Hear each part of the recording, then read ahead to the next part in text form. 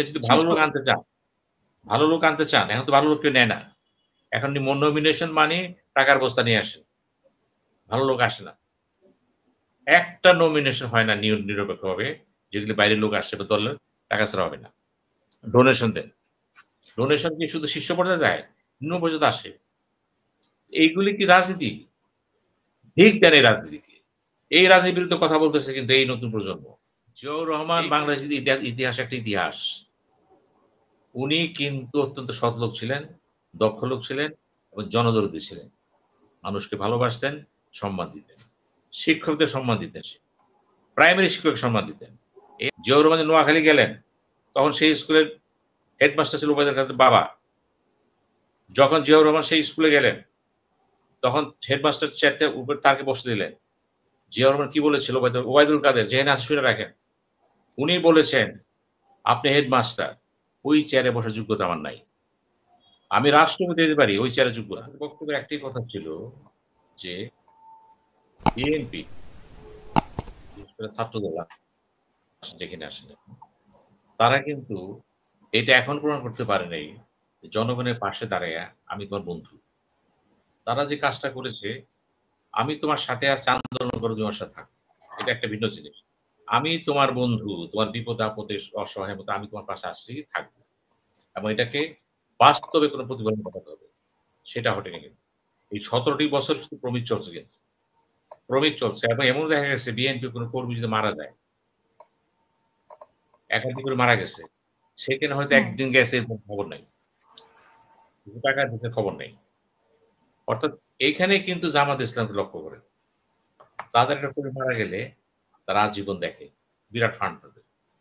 তারা কিন্তু আর্থিকভাবে একেবারে স্বয়ং সম্পন্ন। তারা একটা জায়গায় ঘটনা ঘটে, সেখানে তারা মেডিকেল টিম পাঠাবে। অর্থাৎ তাদের কিন্তু মানবিক সাইডটা খুব বড়। কিন্তু এই সাইডটা কিন্তু বিএনপি ছাত্র যুবদল বলেন, যেখানেই বলেন, তারা কিন্তু দেখাইতে পারে। তারা হয়তো কি করলো, একটা অনুষ্ঠান হলো, জিয়ার মৃত্যু দিবস বা খালেদা জিয়ার জন্মদিন, তারেকের জন্মদিন, কথার কথা, ওখানে বা একটা মিলাদ মাহফিল করতে দেবো, ওইটাও কিন্তু চাঁদা তুলতেছে, ওইখানেও চাঁদা চলে আসতেছে। অর্থাৎ চাঁদাবিহীন অবস্থা করা যায় কিনা, মানুষের পকেটকে না ধার দেওয়া যায় কিনা, এটা কিন্তু বিএনপি প্রমাণ করতে পারে নাই। এত কষ্ট করলেন, এত যন্ত্রণা করলেন, কিন্তু ত্যাগ করলেন। ত্যাগটা কেন করছেন? ক্ষমতা দেওয়ার জন্য, মানুষের দাঁড়ানোর জন্য না। অপোজিশনের থেকে যদি কিছু কাজ করতে পারতেন, যেটা এখন ওরা করতেছে, সেটা হতো আসল কথা, যে আপনি আমাদের পাশে আছেন। পাশে থাকার অর্থ কি? শুধু বক্তৃতা, যে তুই আপনি কি করলেন, আপনি পাশ করার খবরই নেবেন না। এই তো হয় বাংলাদেশ। এই ঘাটতিটা কিন্তু বিএনপি পূরণ করতে পারে নাই, যে কারণে জাহাঙ্গীরনগর ইউনিভার্সিটি কিন্তু পতন হচ্ছে কেন? বিএনপি ছাত্র দল রিক্রুটমেন্ট করতে পারেনি। বললাম কথাটা, ভালো ছাত্র, মেধাবী ছাত্র, ভদ্রনম্র বিনয়ী একটা পরিবেশ সৃষ্টি করা, এবং ক্রমান্বয়ে সেমিনার সিম্পোজিয়াম করা, বিতর্ক অনুষ্ঠান করা, কালচার অনুষ্ঠান করা, এই যে ক্রিয়েটিভ সাইড গুলো, একদম ডাল, একদম ডাল। আপনি জিয়ার মৃত্যু পালন করলে, অনুষ্ঠান করলে, তো একটা করে তো দলের ব্যাপার। জাতীয় কোনটা আপনার কাছে? জিয়ার মৃত্যুটা কিন্তু দলীয়, জাতীয় হচ্ছে আমাদের অনুষ্ঠানগুলো। সেখানে কি করলেন? সেখানে তো করতে পারেন কিছু। কিছু কথা বলে যাবেন, আপনি কি বেশি বোঝেন? আমার বেশি দরকার নাই তো। আপনি যেটা বুঝছেন ওই বুঝে আগাতে পারবেন না তো। আমি তো দর্শক, এদেশের নাগরিক। যদি পারেন নাই, যে পারেন নাই, এগুলো একটু ওভারহলিং করেন না কেন? নিজেকে জিজ্ঞেস করেন, দেখেন তো কোথায় পিছিয়ে গেলাম, কেন পিছিয়ে যাচ্ছি, কেন জগন্নাথ বিশ্ববিদ্যালয় হলে এত ভোট পেলেন, কারণটা কি? এটা কি আপনাকে, ছাত্রলীগ কি আপনাকে পতন ঘটাইলো? বুঝেন কিছু? এর মধ্যে হতে পারে ছাত্রলীগের ভোট দিয়ে দেখাই দিল, দেখা আমরা কি করতে না পারি, এখানে সমর্থন দিয়েছি, তুই আগে গেছিস। জগন্নাথ হলে তো ছাত্রলীগ সমর্থন ছাড়া তো কেউ পাশ করতে পারে না, এটা সবাই জানে। বিশ্ববিদ্যালয় আমরা পড়ে এসেছি, তাহলে কেন ওখানে আপনি পাশ করলেন? এবার জিজ্ঞেস করছেন এটা কোন কুটো কৌশল? এটা একটা কৌশল, এরও একটা কৌশল। আর আওয়ামী লীগের সাথে জামাতের সম্পর্ক আছে কিনা সেটা বড় কথা। বড় কথা হলো, আওয়ামী লীগের এক নম্বর শত্রু বিএনপি, নট জামাত। জামাত তার আদর্শিক শত্রু, কিন্তু খেয়াল করেন, আদর্শিক শত্রু ভবিষ্যতে থাকবে না। নতুন প্রজন্ম আসতেছে তো দুদিকেই, ওটা ওইভাবে থাকবে না। কারণ এরা যুদ্ধ দেখে নেই, এরা সংকট দেখে নেই, এরা কিন্তু নতুন জেনারেশন আসতেছে কিন্তু। আপনাকে মনে করেন অতীতে অনেক কিছু থাকবে না কিন্তু। এখানে বন্ধুত্ব সৃষ্টি হবে কিন্তু। ভালোবাসার সৃষ্টি হবে এবং যে দলই করেন বিয়ে বাড়িতে একটা টেবিল খাইতে পারবেন। এখন তো পারতেছেন না। এই যারা আছে বয়োজ্যেষ্ঠরা এদের জন্য পারতেছেন না। এরা যেদিন থাকবে না তখন কিন্তু ওই এক টেবিল বসে খাবেন। বিয়ে বাড়িতে যাবেন, আত্মীয়তা হবে। এই জিনিসগুলো তো কে শেষ করছে? আওয়ামী লীগ বিএনপি তো। আত্মীয় কারা? ওরা না। ওরা না, ওটা বয়োজ্যেষ্ঠরা করছে। তাদের স্বার্থে করছে। এটা সামনে থাকবে না। ওই যে ভাইটা বলতেছিলেন যে ভোটের কথা বললেন। কার কত পার্সেন্ট ভোট আছে এটা তো প্রমাণ করবে নির্বাচন। আপনি নেক্সট বুঝেন নির্বাচন। কারণ নির্বাচন তো সুষ্ঠু মতো নির্বাচন তো কয়েক বছর হয়ই নাই। মানে অনেকে জন্মের পরেই দেখে নাই নির্বাচন। আমার ৩ ভাই বিএনপি সম্পর্কে এক ধরনের কথা বলছে। এবং তারা কত প্রশ্ন রাখছে এক ভাই তারেক জিয়া কেন দেশে ফিরছেন? বিলিয়ন ডলারের প্রশ্ন। এই উত্তর বিএনপির কারো কাছে নাই। জানতে পারেন এইটা জানবে কে? বেগম খালেদা জিয়া, তারেক জিয়ার বউ বা তার পরিবারের কেউ। কিছু জানতে পারেন মির্জা ফখরুল বা সালাউদ্দিন ভাই জানতে পারেন।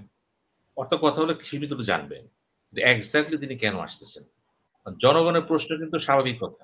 অত কিছু বুঝতে চাইবো না কিন্তু। ভাই আপনি কেন আসতেছেন না? আপনি না আসে তাই মানুষের নাই। কথার কথা কিন্তু। কিন্তু উনি না আসে যে ক্ষতিটা হয়ে যাচ্ছে। উনি ক্ষতিটা হয়ে যাচ্ছে। এটা বিরাট ক্ষতি হয়ে যাচ্ছে। দেখেন ২ টা জিনিস। একটা জিনিস হলো আপনার উপস্থিতি এত জরুরি বলার অপেক্ষা রাখে। বহুত লোক আপনার দলে জয়েন করতেছে। বহুত ভালো, ভালো লোক। ব্যবসা করে, সততা আছে। তারা বিএনপি টিকেট চাচ্ছে। আসতে চাচ্ছে। কিন্তু যদি দেখা যায় আপনি দেশে আসেন না, এরা আসবে না। এরা তোবাকের আবার চলে যাব। মতে কি হলো? এরা কালার খেয়ে গেল বিএনপি। আপনি কিন্তু অধিকার হারাবেন কিন্তু। একটা বিরাট অংশ কিন্তু দাঁড়ায় আছে নির্বাচন করার জন্য যাদের সততা, দক্ষতা নিয়ে প্রশ্ন নাই কিন্তু। কিন্তু এরা কি নমিনেশন পাবে? এরা যদি পায় তাহলে আপনার দলের লোক কি করবে? অনেক খেলা আছে আবার কিছু জায়গায় তো আপনাকে ছাড় দিতে হবে নির্বাচনের জন্য। যদি ভাইব্রেন্ট পার্লামেন্ট চান। কাজে আপনাকে বুঝতে হবে ১০০ সিট আপনাকে ছেড়ে দিতে পারে। বা ৫০ টা সিট ছাড়তে পারে। এখানে দল পাবে না কিন্তু। এখানে বিরোধ হবে কিন্তু। গন্ডগোল হবে কিন্তু। আপনি যদি ভালো লোক আনতে চান, ভালো লোক আনতে চান, এখন তো ভালো লোক কেউ নেয় না। এখন নমিনেশন মানে টাকার বস্তা নিয়ে আসে। ভালো লোক আসে না। একটা নমিনেশন হয় না নিরপেক্ষভাবে যেগুলি বাইরের লোক আসছে বা দলের টাকা ছাড়া হবে না। ডোনেশন দেন। ডোনেশন কি শুধু শীর্ষ পর্যায়ে যায়? নিম্ন পর্যায়ে আসে। এইগুলি কি রাজনীতি? ঠিক দেন এই রাজনীতিকে। এই রাজনীতির বিরুদ্ধে কথা বলতেছে কিন্তু এই নতুন প্রজন্ম। এই প্রজন্ম কথা বলতেছে। আমরা নির্বাচনে এত খরচ করবেন কেন? নির্বাচন করতে হলে ১০, ২০, ৫০ কোটি লাগে। কেন লাগবে কেন?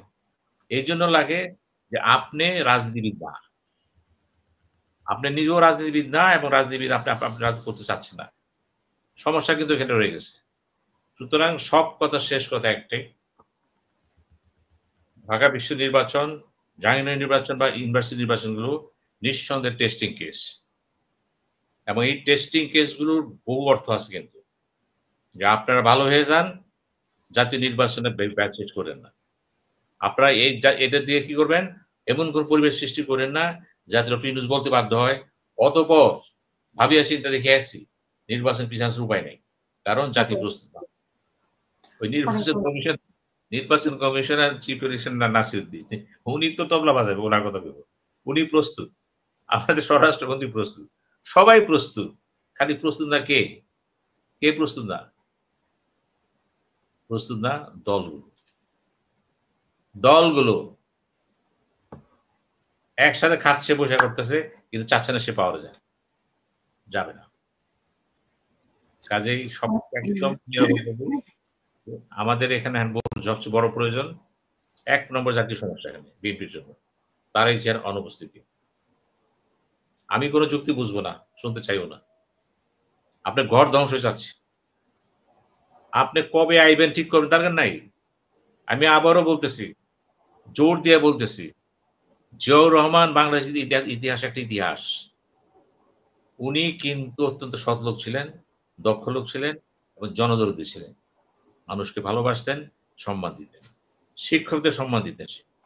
প্রাইমারি শিক্ষক সম্মান দিতেন। এই আমাকে ওবায়দুল কাদেরের কথা বলে দিই। উনি নিজে আমাকে বলেছে, জিয়াউর রহমান নোয়াখালী গেলেন, তখন সেই স্কুলের হেডমাস্টার ছিল ওবায়দুল কাদের বাবা।